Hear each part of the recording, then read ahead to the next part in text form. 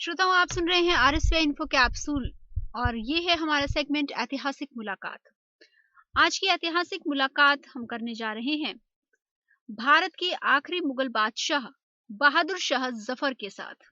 बहादुर शाह जफर हमारे उस स्वतंत्रता संग्राम के नायक हैं जिसमें हम भले ही हार गए थे, पर हिंदुओं व मुसलमानों ने उसमें एकजुट होकर लड़ा था और अपनी एकता की शक्ति से अंग्रेजों में खौफ भी पैदा किया था। भारत के आखिरी मुगल बादशाह बहादुर शाह जफर का जिक्र आते ही उनकी उर्दू शायरी और हिंदुस्तान से उनकी मोहब्बत याद आ जाती है। लेकिन हम भूल जाते हैं कि इन्होंने 1857 की क्रांति में विद्रोहियों और देश के सभी राजाओं का एक सम्राट के तौर पर नेतृत्व भी किया था। इसके लिए इन्हें बड़ी कीमत चुकानी पड़ी थी। अंग्रेजों ने इन्हें गिरफ्तार कर एक ऐसी मौत दी कि 132 साल तक किसी को इनकी कब्र के बारे में पता नहीं चल पाया। बहादुर शाह जफर का जन्म 24 अक्टूबर 1775 को हुआ था। सन 1837 में जब पिता अकबर शाह द्वितीय की मौत हो गई तो वो गद्दी पर बैठे। इतिहासकारों का कहना है कि अकबर शाह द्वितीय नर्मदिल व कवि हृदय बहादुर जफर को मुगलों का शासन नहीं सौंपना चाहते थे, लेकिन धीरे धीरे मुगलों का पतन हो रहा था और अंग्रेज पूरे देश पर कब्जा जमा रहे थे। मुगलों के पास राज करने के लिए सिर्फ दिल्ली यानी शाहजहांबाद ही बच रह गया था। मेरठ से जब अंग्रेजों के खिलाफ 1857 की क्रांति शुरू हुई, तब अंग्रेजों के आक्रमण से आक्रोशित विद्रोही सैनिक और राजा महाराजाओं ने एकजुट होना शुरू किया। जब इन्होंने अपनी क्रांति को एक दिशा देने के लिए एक केंद्रित नेतृत्व की जरूरत समझी, तो उन्होंने बहादुर शाह जफर से बात की। बहादुर शाह जफर ने भी अंग्रेजों के खिलाफ लड़ाई में नेतृत्व का बीड़ा उठाया, लेकिन 82 वर्ष के बूढ़े शाह जफर अंततः जंग हार गए और अपने जीवन के आखिरी वर्ष उन्हें अंग्रेजों की कैद में गुजारने पड़े। भारत के आखिरी मुगल शासक बहादुर शाह जफर को 6 नवंबर 1862 को लकवे का तीसरा दौरा पड़ा और 7 नवंबर की सुबह 5 बजे उनका देहांत हो गया। ब्रिगेडियर जसवीर सिंह अपनी किताब combat diary and illustrated history of operations connected by 4th Battalion the Kumaon Regiment 1788 to 1974 में लिखते हैं, रंगून में उसी दिन शाम 4 बजे 87 साल के इस मुगल शासक को दफना दिया गया था। वो लिखते हैं, रंगून में जिस घर में बहादुर शाह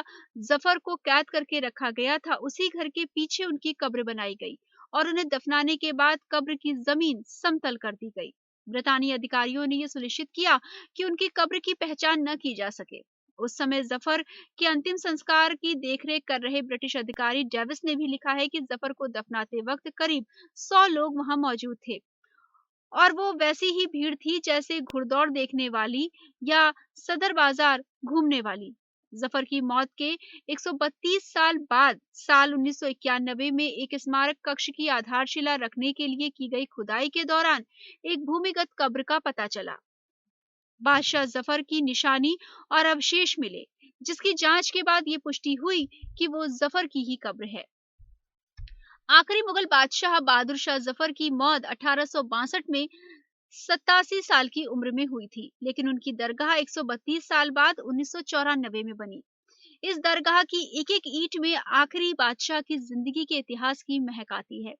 इस दरगाह में महिलाओं और पुरुषों के लिए अलग अलग प्रार्थना करने की जगह बनी है। सदियों तक भारत में राज करने वाले मुगलों के वंशज आज झुग्गी झोपड़ी में रहने को मजबूर हैं। 60 साल की सुल्ताना बेगम भारत की आखिरी मुगल शासक बहादुर शाह जफर की पौत्रवधू हैं।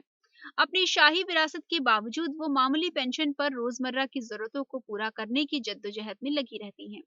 उनके पति राजकुमार मिर्जा बेदर बख्त की साल 1980 में मौत हो गई थी और तब से वो गरीबों की जिंदगी जी रही हैं। वो हावड़ा की एक झुग्गी झोपड़ी में रह रही हैं।